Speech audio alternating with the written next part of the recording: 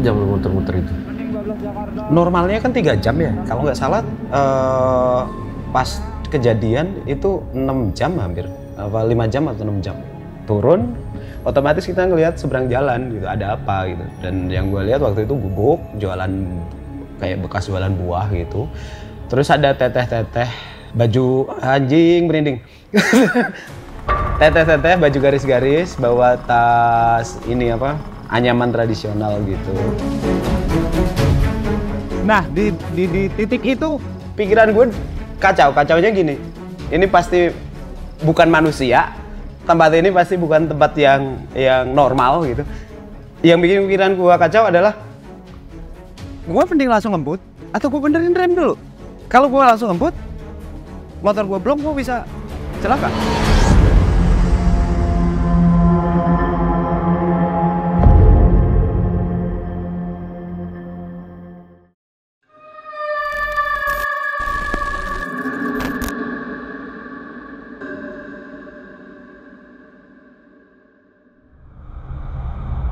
Om Mamat, obrolan malam Jumat.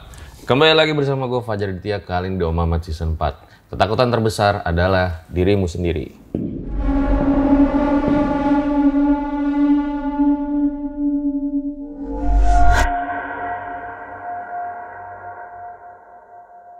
Hari ini guys, agak berbeda karena kita lagi datang nih ke salah satu legendnya Twitter nih. Bang Alit Susanto, dimana dia punya pengalaman horor serem banget. Touring sendirian dan teror itu terus menghantuinya. Langsung aja kita sapa. Halo Bang Alit. Halo Fajar, terima kasih. Ini kayaknya jarang-jarang RJL mau datang ke kantor. Baru ini sih Bang. Iya kan? Iya. Biasanya take di studio sendiri ya. Aduh, terima kasih kalian sudah mau hadir. Thank you nih Bang udah mau bercerita ya. Ini. Ya, siap. Itu saat itu ya, lu touring motor sendirian? Itu emang kebiasaan gue dari dulu. Kalau buat gue tuh motoran sendirian atau road trip sendirian tuh kayak meditasi gitu, me time gitu, bisa nyanyi-nyanyi di jalan, bisa teriak-teriak dan sangat ngurangin stres sih. Kalian harus nyoba deh. Ya mungkin kalau teman-teman di sini suka apa city light ya. Sekarang anak Jakarta bilangnya malam-malam motoran lihat lampu. Kalau gue suka motoran antar provinsi gitu sendirian. Gitu. Itu bikin stress level turun lah, lebih seger lagi gitu. Saat itu sempat nyasar sekitar 2 jam sendirian di hutan Subang. Ya, kalau bagian itu harus diceritain secara runtut memang. Karena ada banyak faktor yang membuat ceritanya itu segitu tense gitu. Ada eskalasinya memang. Setelah kejadian itu lu trauma dan sampai hari ini nggak pernah sendirian lagi solo touring? Ya, itu terakhir gua solo riding sebenarnya sejak 2020 awal ya, Januari ya kejadiannya. Habis itu sampai sekarang sih gua udah nggak pernah lagi. Wow, oke, ditahan dulu ceritanya Bang. Penasaran kayak gimana? Langsung aja kita mulai. Berikut adalah ceritanya.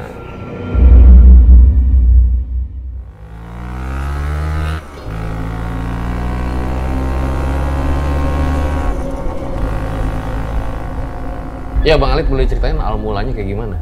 Oke, sebelum gue cerita, gue perlu ngasih tahu dulu bahwa gue tuh orangnya sangat logis. Gue nggak gitu peduli dengan hal mistis pada sebelum kejadian itu ya maksudnya.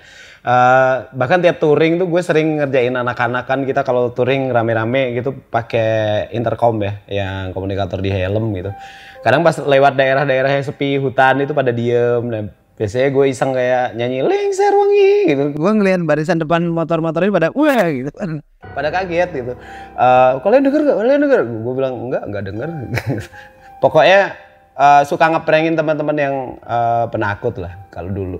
Dan gue karena cukup skeptis, suka ngomong belak-belakan sesuka hati aja gitu. Suka ngerosting hal-hal yang kayak, ih pohonnya ini, misalnya ada pohon kelihatan angker.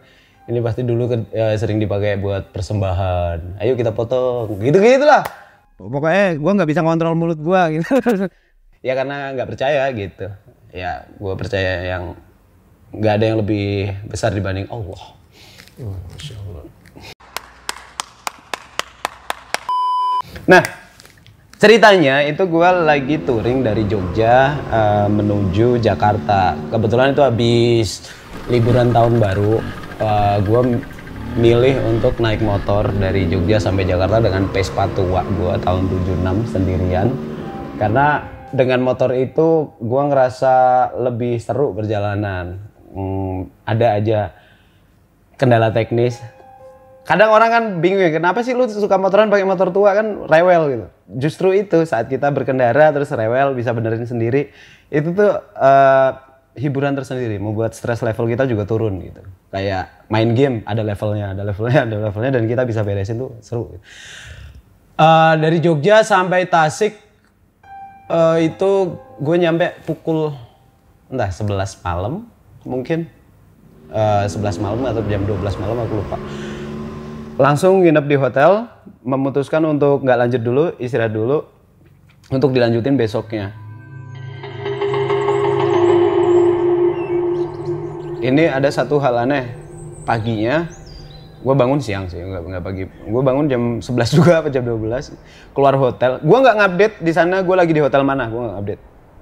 Tahu-tahu pagi-pagi ada 2 orang nyegat di depan hotel, manggil Mas Alit. Oh iya, kenapa? Mau nyapa Mas? Lah kok tahu gue nginep di sini gitu. Padahal gue nggak ngupdate gue lagi nginep di hotel mana gitu.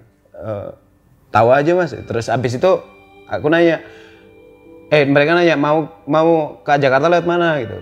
Aku jawabnya mau lewat Nagrek. Terus mereka bilang jangan lewat Nagrek, lagi ada kecelakaan truk, macet parah, nggak akan bisa lewat. Oh ya udah, alternatifnya mana? Utara aja Mas, langsung ke Purwakarta. Oke. Terus gue mampir ke bengkel teman, zona Vespa, diajak makan dan sebagainya, ngobrol, nyeting motor biar enak gitu, niatnya biar gak rewel. Gue rencana tuh sebenarnya cuma kayak sejam gitu, tapi keasikan ngobrol. Jadinya jam 4 baru mulai jalan. Anak-anak zona Vespa nanya, mau lewat mana Mas? Mau lewat Jalan Cagak, aku bilang gitu. Mereka ngomong, wah jangan kalau bisa Mas. Terus gue tanya kenapa? Rawan. Nah, rawan di sini kan sebagai orang yang logis mikirnya begal. Yeah. Rawan begal gitu ya, kriminal. Tapi kan gue berangkat jam 4. Jam 4 kalau melalui perhitungan Google Maps gue bisa sampai Purwakarta itu 4 jam paling lama atau 3 jam kalau cepet. Dari Tasik ke Purwakarta ya. Jadi kalau gue berangkat jam 4, harusnya gue nyampe Purwakarta jam 8 at maximum atau 8.30. Dimana gue mikir jam segitu sih begal belum keluar, masih bobo gitu. Jadi nggak apa-apa deh. Nah terus gue ngebut.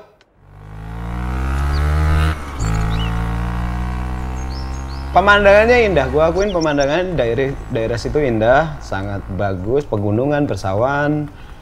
Dan gue ketemu SPBU terakhir sebelum masuk ke area hutan itu, langsung gue penuhin bensin. Karena gue mikir perjalanan masih ada 2 jam atau 3 jam ke depan, gue harus penuhin bensin biar gak kenapa-napa di gunungnya, di Jalan Cagak sana. Dan waktu itu gue ngerasa pede, kenapa? Karena jalan itu masih rame gitu. Jalan menuju masuk hutan pun masih rame. Oh ternyata ya rame gini, nggak rawan lah gitu. Tapi gue juga inget tuh ada pas mulai masuk hutan ada lampu-lampu jalan pada kedip-kedip. Wah, aku bilang lampu dugem sudah mulai menyala. Nantangin wah waktu setan dugem gitu kan. Sebelum masuk hutan tuh masih ramai, makanya gue sangat optimis untuk masuk area Jalan Cagak itu. Tapi yang gue nggak tahu ternyata sepanjang mulai jalan itu ada jalan masuk ke kampung. Lama-lama orang-orang masuk kampung. Tak tahu gue sendirian gitu. Oke. Nah, menarik ya. Saat sudah di area dalam hutan itu gue motor gue sebenarnya di vlog gue juga ada di episode sebelumnya yang arah Jogja menuju Tasik. Motor gue sekali remnya blong. Gara-gara rem Vespa itu kan modelnya gini, ini yang kita injek. Nah ini ada engsel. Nah engselnya itu dia ternyata geser karena ini nggak kenceng lagi. Namanya motor tua udah kendor ya. Kenceng, biasanya engselnya geser separuh. Jadi pas diinjek normalnya ke bawah, dia malah dia nganan. Jadi nggak narik remnya, akhirnya blong. Rem belakang tiba-tiba nggak bisa direm ternyata. Nah di vlog sebelumnya itu, yang di episode sebelumnya, gue kasih lihat cara benerinnya, cuman tinggal didorong doang, gitu udah bisa lurus lagi. Nah di hutan itulah pas mulai sendirian, gue ngerasain motor gue di turunan, diinjek remnya nggak mau, bablas aja wing, lah ngeblong. Gue langsung turun. Namanya orang turun dari motor, kita turun pasti dari kiri kan. Turun, otomatis kita ngelihat seberang jalan gitu, ada apa gitu. Dan yang gue lihat waktu itu gubuk, jualan kayak bekas jualan buah gitu. Terus ada teteh-teteh, baju anjing merinding. Teteh-teteh baju garis-garis, bawa tas ini apa, anyaman tradisional gitu. Kalau ditanya mukanya kayak apa, nggak akan notice gua, karena gua nggak yang wah kayak enggak. Yang gua pokoknya gua lihat teteh-teteh duduk bawa tas tradisional dan gua cuma nyapa misi teh gitu, santai. Kenapa gua masih bisa santai? Karena gue ingat kayak 10 menit sebelumnya atau 15 menit sebelumnya itu masih ada kampung di situ. Jadi gue mikir, nih orang habis belanja lagi nunggu angkot kali gitu. Makanya masih santai kan. Turun. Teteh-teteh itu sendirian di pinggir jalan? Di warung buah. Nggak ada orang lain ya? Nggak ada. Makanya gue mikir, ini mah warga di kampung yang tadi gue lewatin nunggu angkot kali gitu kan. Nah gue turun, langsung itu remnya tinggal dorong doang. Paling cuma semenit gitu. Terus nyalain motor, gue sapa lagi, mari ngeng pergi. Namanya orang touring kan kalau ketemu warlock tuh kalau bisa seramah mungkin kan. Dah jalan ngeng.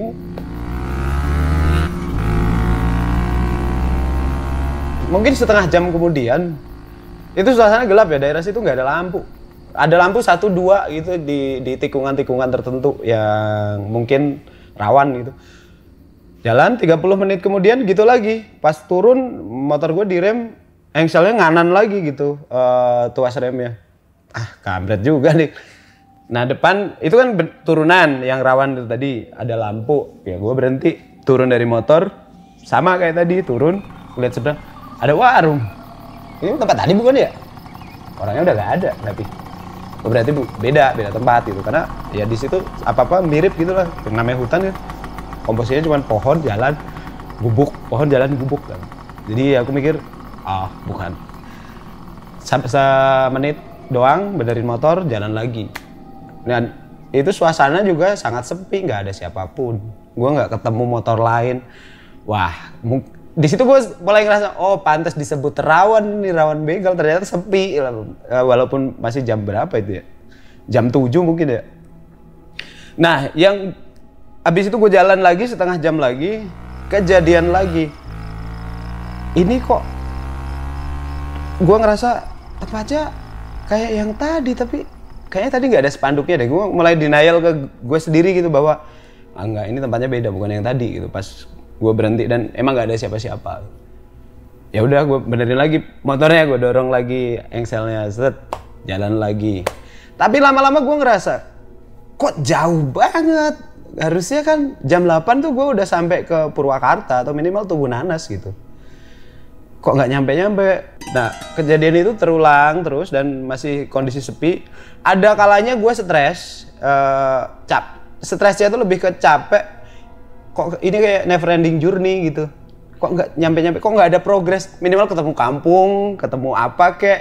Jadi gue ngerasa kayak, ada perbedaan gitu. Ini monoton ini udah 4 jam masih monoton. Berarti lu muter-muter terus ke warung yang tadi? Daerah itu tadi. Warungnya ada lagi?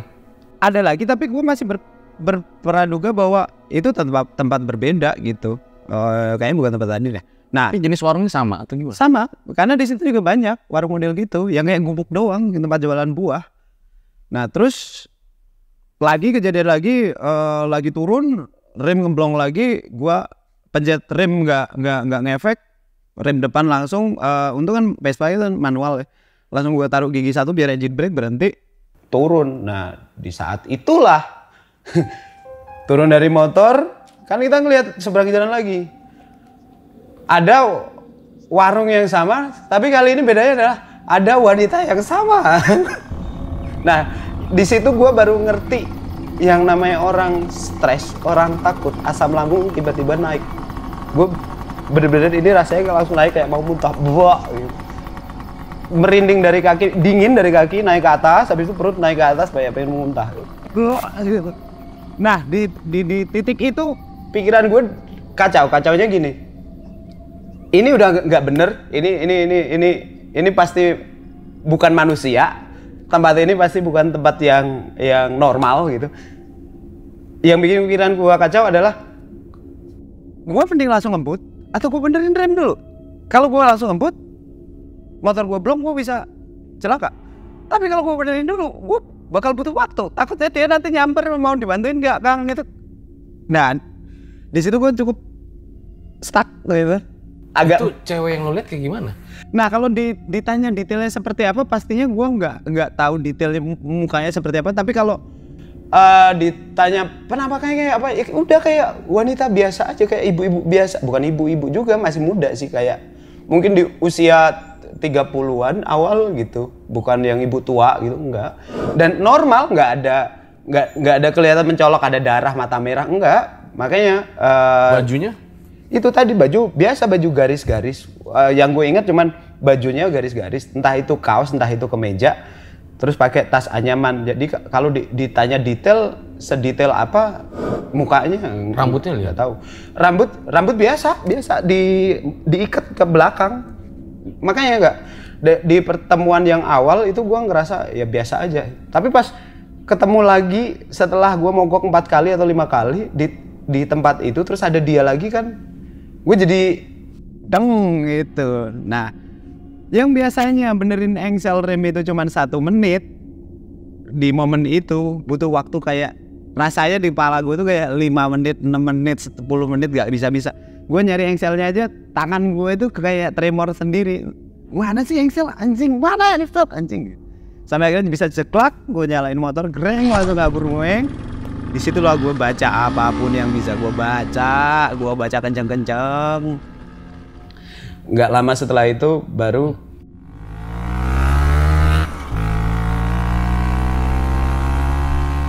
gue langsung fokus ke gimana caranya biar gue bisa segera cabut dari tempat itu kan.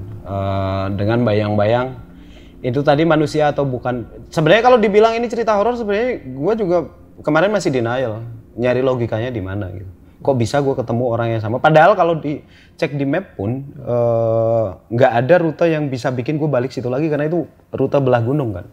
Berapa jam lu muter-muter itu? Normalnya kan 3 jam ya. Kalau nggak salah pas kejadian itu 6 jam hampir. Apa 5 jam atau 6 jam gitu. Pokoknya sekitar 2 jam gue hilang. 2 jam lu muter di tempat yang sama itu? Surplus 2 jam. Yang harusnya bisa sampai Purwakarta jam 8 atau jam 9. Kenyataannya jam 11 baru nyampe sana. Wow. Sejak maghrib.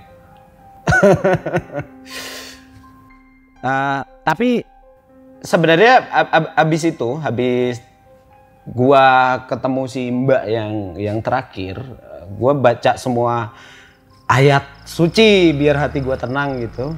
Tapi bener, habis itu gua ngelihat cahaya gitu di spion gua, baru kelihatan ada truk. Cahaya apa? Mobil. Kan gue tadi bilang selama berapa jam gue di situ, gue ngerasa sendiri, nggak ketemu siapapun. Habis gue baca ayat suci yang gue bisa itu tadi, tahu-tahu di spion ada lampu dar. Pas gue perhatiin ke belakang, alhamdulillah ada truk. Di situ sebenarnya ada sedikit hal bego. Namanya orang panik ya pasti bego. Gue langsung ngerem motor, gue pengen di belakang truknya aja, takut truknya nanti tahu-tahu ngilang kalau di belakang gue kan. Gue di belakang truk. Tapi di situ gue mikir, lah kalau tadi ternyata emang beneran setan nih, terus dia bonceng gue dan gue jatuh, supir truknya nggak tahu. Akhirnya gue pindah maju. Nah di depan gue mikir lagi, ini kalau tiba-tiba si makhluk ini nyegat gue di jalan, gue jatuh, gue ditabrak truk, mundur lagi. Mungkin di supir truknya ini orang bego apa kenapa ya, maju mundur gitu. Sampai ke wilayah perkebunan teh masih aman, dan akhirnya ketemu Tugu Nanas. Di situ gue ngerasa lega, selega-leganya. Gue ambek di video itu teriak, alhamdulillah akhirnya ketemu kehidupan. Ialah melihat perkotaan.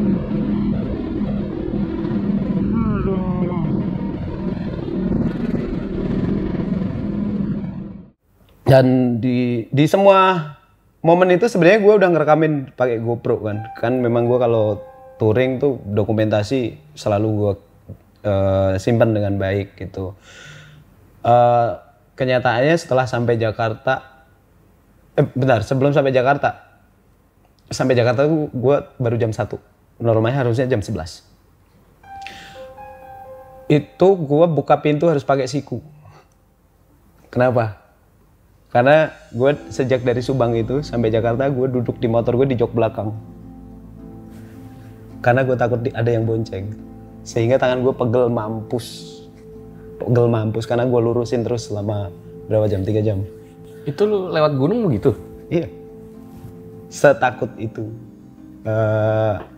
Setelah sampai Jakarta, gue ngontak semua teman gue, siapa yang masih melek, ayo ngobrol dulu. Siapa masih melek, ayo ngobrol dulu.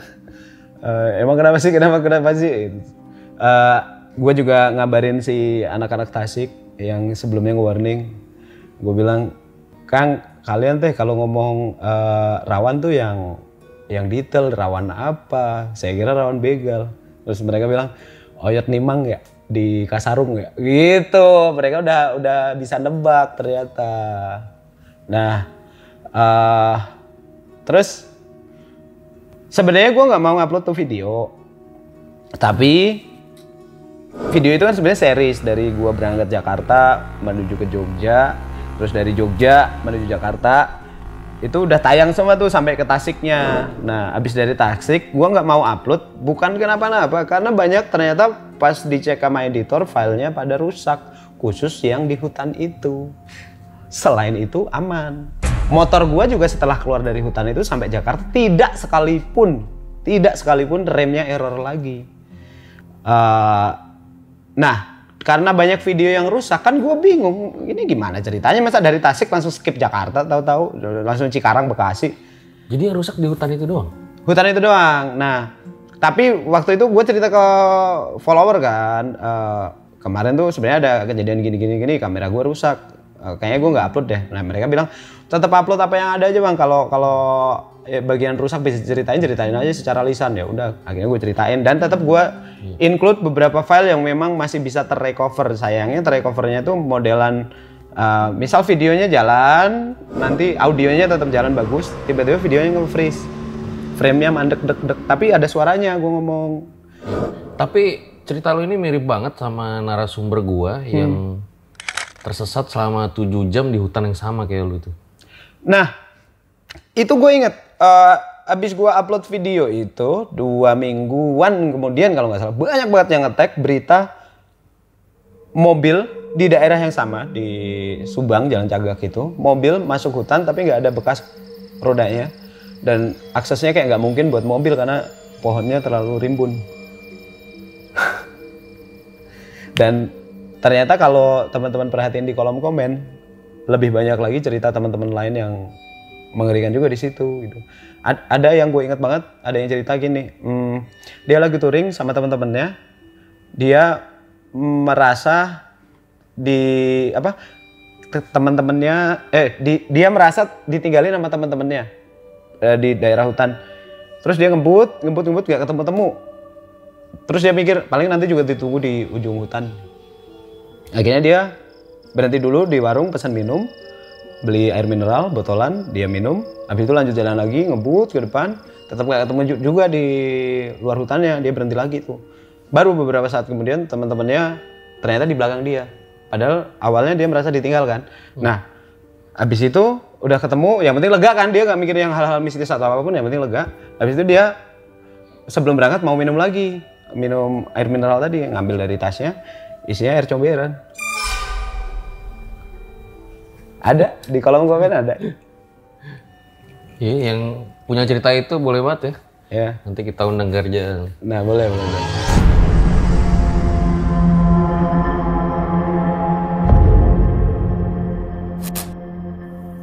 Buat kalian yang punya pengalaman horor nyata, bisa kirim cerita kalian ke email rj5 atau DM Instagram rj5.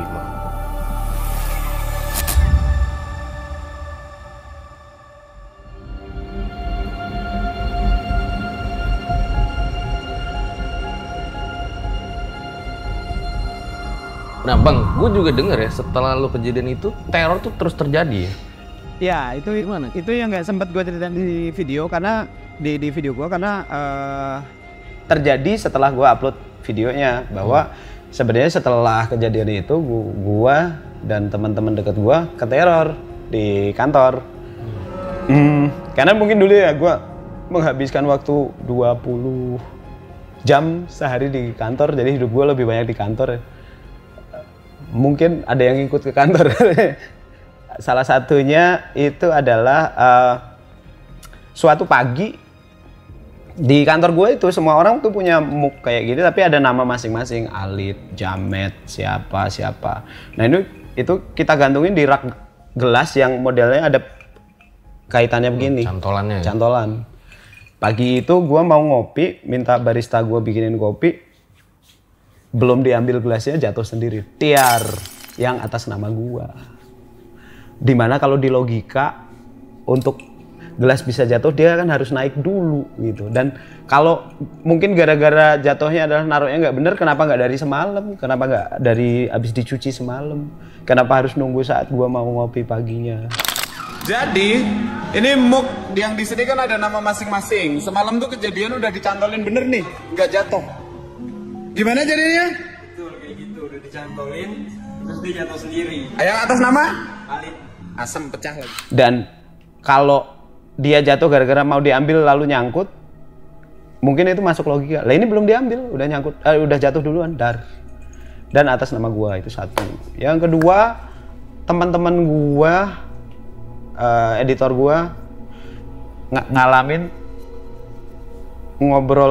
abis ngobrol sama gua di ruangan gua. Terus dia keluar, mau ke studio syuting itu di lantai atas. Keluar dari ruangan gua ke studio syuting, naik ke atas, ketemu gua lagi di studio. Malam ketemu gua lagi. Nah itu beberapa. Jadi maksudnya ada sosok menyerupai lu? Iya. Jadi kan mau syuting kan di studio. Dia ngobrol sama gue di sini nih misalnya, ngobrol, terus dia keluar, dia naik ke lantai atas, ketemu gue lagi. Dengan sosok kayak Gua. baju yang sama. Nah, di situ bingungnya adalah gini. Kan gue di studio. Lu mana sih? Kan kita udah mau syuting. Lah lu kan nge-brief gua dulu. Loh, tadi kan lu di bawah. Kok lu sekarang nih? Kagak, gua nunggu di sini ya gitu. Jadi yang asli lu di atas? Jadi yang di bawah siapa gitu dia bilang. Kita lari ke bawah, gak ada siapa-siapa. Halo lu, gua bilang gitu. Yang dilihat pakai gimana? Bajunya sama persis? Sama. Makanya gak ada kecurigaan.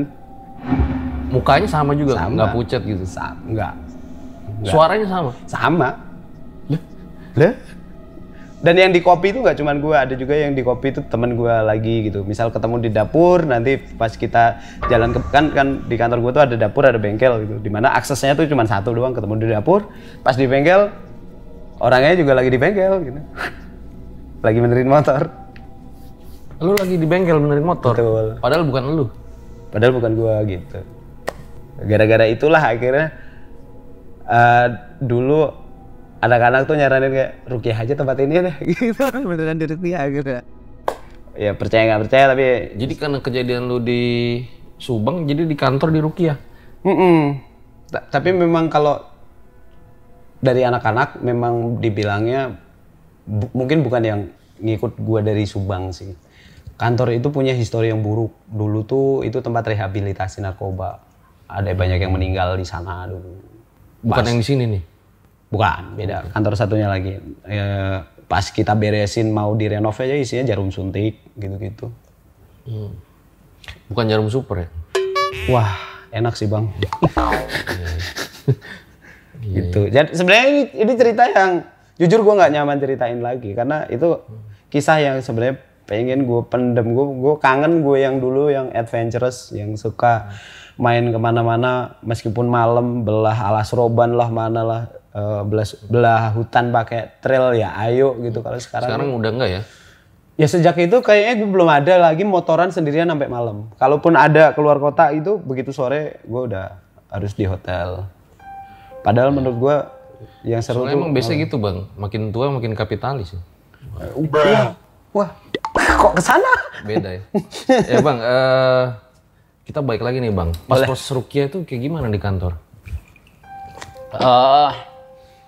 Intinya waktu itu kami disuruh, mereka kayak ngebacain satu. Ini gue sebut yang apa? Mediatornya itu kayak pasangan di film Conjuring ya. Oh. Suami istri. Ed Lauren Warren itu ya. Nah itu kayak dia bacain semua orang di sini di kantor itu, entah mereka nyebutnya kodam atau apa terserah, gue nggak ngerti lah. Ada reaksinya tapi. Ada yang ini sahabat gue Yonas namanya, dibilang kamu tuh punya bakat apa? Ngelihat makhluk halus. Aku gak percaya gituan. Ditampol matanya puk, habis itu dia bilang kenapa suami berkabut? kayak dibuka six sense-nya gitu. Akhirnya anaknya jadi percaya beneran. Kayak dia bisa ngelihat dunia yang berbeda dari dunia yang sekarang gitu, yang sekarang kita hidupin gitu. Nah, habis itu kita semua disuruh ritual baca surat-surat ayat-ayat suci lah di setiap sudut dari kantor itu, baik luar maupun dalam. Habis itu sih everything goes fine. Nggak ada teror-teror kayak gitu lagi. Tuh. Iya ya. Tapi itu sih yang jadi pertanyaan ya, lu muter-muter kemana itu pas Betul. lagi Nah, touring ya? Kita bisa sebut kalau memang ini kerjaan makhluk halus, gue bisa bilang makhluk halusnya high tech banget. Yang satu, kenapa high tech? Video itu udah gue upload di YouTube. Sehari kemudian nggak bisa ditonton, padahal file ada. File nggak hilang. Maksudnya filenya kata lu hilang tadi? Bukan, file video yang udah gue upload di YouTube ini loh. Ini kan udah. Bukan yang di hutan nih? Bukan. YouTube-nya sendiri, waktu video yang gue ceritain pengalaman itu gue tayangin di YouTube, sehari kemudian tiap di play itu cuma try again error. Semua orang ngalamin itu. Gue sampai komplain ke YouTube-nya, kenapa kayak gitu? Kan nggak mungkin karena private. Orang jelas-jelas publish. Kalau private juga nggak mungkin nongol kan di playlist atau di list video. Ini ada, tapi kalau diklik try again, panah muter gitu doang. Gue tanya ke orang YouTube, dibilangnya file is okay, nggak masalah. Makanya habis itu gue bikin re-uploadnya, upload ulang. Iya, lu sempet upload ulang, gue tahu. Betul. Nah, makanya aku bilang tadi itu high tech ininya, makhluknya gitu. Ke high tech kan berikutnya, aduh, gue lupa tadi mau ceritain apa ya. Ke high tech kan berikutnya adalah file-file yang di GoPro gue bisa hancur semua. Ini lu sampai trauma banget ya karena kejadian tersesat ini ya? Cukup trauma. Bahkan Dan gue denger lu sampai ke psikolog. Ke psikolog. Ya, sebenarnya lebih ke dari dulu waktu gue upload pun gue juga minta penjelasan logis biar gue tuh nggak, gue tetap bisa menjaga kewarasan gitu. Menurut penjelasan teman-teman gimana, ini logikanya gimana? Gue nggak ceritain ini as a horror story biar kalian takut juga, tidak. Tapi mungkin ada yang ngalamin, mungkin ada yang tahu secara klinis kenapa, biar dijelasin gitu. Tapi memang kalau penjelasan dari ahlinya atau psikolognya itu mungkin aja di saat itu gue terlalu capek. Sebenarnya gue cuman istirahat, bengong dan mengalami delusi atau halusinasi gitu. Apa yang gue alamin tuh nggak gue alamin, gue cuman diem sebenarnya gitu. Tapi kalau dibilang capek, ya tidak. Dengan track record gue yang udah biasa jalan-jalan sampai Timor Leste juga nggak pernah ngalamin kayak gitu. Gue pernah riding dari jam 5 pagi sampai jam 2 pagi, pernah juga nggak pernah ngalamin kayak gitu. Dan kalau dibilang pernah capek, gue tuh baru berangkat jalan jam 4 Pak. Dan ngalamin itu kan baru jam 7. Berarti memang jalannya tuh nggak ada yang lain ya, hanya itu aja ya? Iya, kalau dicek di Google Map pun juga nggak ada akses yang lu lewatin ya lurus-lurus itu aja ya? Betul, nggak mungkin bisa balik sini lagi karena itu jalan belah gunung gitu. Jadi pas lu baca-baca, tau-tau malah nemu jalan keluar gitu? Pas baca-baca baru nemu orang lain, lebih tepatnya. Okay. Karena sepanjang perjalanan gue nggak ketemu siapa. Lu lurus dan nggak balik lagi ke situ? Nggak balik lagi. Nemu orang lain? Iya, abis itu gue mulai menemukan landscape yang berbeda, yaitu kebun teh. Itu yang bikin gue lega. Habis kebun teh baru Tugu Nanas. Oke. Saat ngeliat kebun teh artinya, oh gue udah keluar hutan. Okay. Tapi ini menarik Pak, karena gue pernah denger ceramah Ustadz gitu ya. Jadi dulu zamannya Khalifahnya Umar gitu ya, pernah ada satu cowok gitu izin sama istrinya pengen sholat isya gitu ke masjid. Ternyata nggak pulang-pulang nih si cowoknya, istrinya nyari-nyari kan. Baru pulangnya 4 tahun kemudian. Nah 4 tahun kemudian ketika si istrinya udah nikah lagi. Lah. Rame kan tuh. Nah ditanyalah cowoknya. Nah emang kemana kok nggak pulang-pulang gitu. Nah, diceritain lah waktu dia mau sholat isya. Dia diculik jin. Dibawa ke kampung jin itu gitu. Nah ketika di kampung jin itu dia baru bisa bebas. Ketika ada perperangan di kampung jin itu, dia dibebaskan sama jin muslim saat itu. Nah jadilah si orang itu keluar, dan tapi ya udah kejadian, istrinya udah nikah lagi karena udah 4 tahun. Nggak ada kabar juga kan 4 tahun. Nggak ada kabar juga. Nggak salah Nah, juga istrinya. Makanya jangan-jangan memang dimensi lain itu jangan-jangan memang ada lagi. Mungkin ya. Nggak tahu ya. Nah, ini juga hal yang mau gue tekankan juga. Kalau dimensi lain itu ada, dan mungkin memang ada, pastinya hukum fisika tidak akan sama di sana. Ini satu logika yang gue pikir bisa mengejawantahkan apa yang gue alamin. Motor gue full tank sebelum masuk hutan. Hutan itu jaraknya sebenarnya kayak cuman 50 kilo, 40 kilo. Motor gue full tank, sekali isi full tank sampai habis, itu harusnya bisa nempuh seenggaknya 100 kilo. 100 kilo itu sebenarnya cuma bisa ditempuh dalam 2 jam atau 3 jam lah. Itu udah habis harusnya. Nah, dengan gue hilang 5 jam, kok bensin gue masih ada? Itu yang sebenarnya cukup menenangkan gue waktu gue konek-konekin. Kayaknya kemarin emang ada yang error deh. Bensinnya tinggal dikit banget apa? Tinggal dikit, pas udah sampai Tugu Nanas itu gue langsung ngisi ke pom bensin, udah di rest sih lebih tepatnya. Kalau di motor tuh udah masuk ke reserve gitu, modenya reserve, udah habis. Nah, gimana kalau menurut kalian? Kira-kira Bang Alit ini sebenarnya nyasar kemana? Boleh banget komen di bawah. Syukur-syukur kalau jawabannya ada yang bisa membuat gua mendapatkan logika yang tepat sehingga gua bisa fun lagi, riding malam lagi nggak. Karena memang itu dia tadi ya, kalau fisika tuh ada namanya fisika kuantum ya.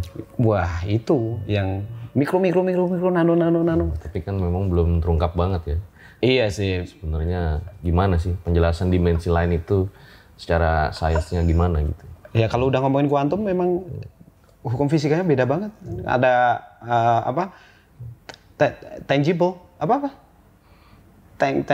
entanglement. Oke. Dua unsur di tempat yang berbeda, satu diapain dia juga kena impact yang sama. Ya, masih banyak lah misteri alam ini yang kita belum bisa ngerti. Makanya saat kita menemukan hal-hal yang anomali kayak gini juga yang paling penting coba kita pahami secara Logika dulu. Baru nanti. Betul. Bang, lu ada pengalaman horor lagi nggak yang pernah lu alamin? Oh, enggak. Selain ini? Enggak horor-horor amat sih, tapi zaman kuliah ini jangan ditiru juga sih. Gue mabuk. Nah, gue tidur di kamar gue, ngelonin guling. Habis itu gerah, gue lepas baju. Kan gue ngelonin guling di kiri, lepas baju, gerah. Habis itu tidur lagi, balik kanan ngelonin guling lagi. Habis itu gue baru sadar guling gue sebenarnya cuma satu. Gue gak berani melek. Habis itu tidur bablas, namanya orang mabok. Abis itu gue pindah kosan sama sahabat gue. Oh, tapi lu nggak tahu apa yang sebenarnya satu lagi? Nggak tahu. Yang gue tahu ternyata kosan gue dulu pernah dipakai di kamar sebelah gue persis. Kamar mandi sebelah kamar gue persis. Karena kenapa katanya? Hamil. Cewek. Gitu. Habis itu pindah. Tapi gue nggak nganggap itu horor karena gue masih mikir ya itu tadi kembali ke logika kan. Ah itu semalam gue mabuk doang. Lagi celeng ya. Celeng. Oke deh Bang Alit. Thank you ya. Sukses selalu. Thank you juga Mas Fajar. Makasih udah mampir ke Gubuk Sederhana. Wah, kami. bisa aja nih. Oke, itu dia guys. Ambil baiknya, buang buruknya. Dan kita ketemu di episode yang lain. Ciao.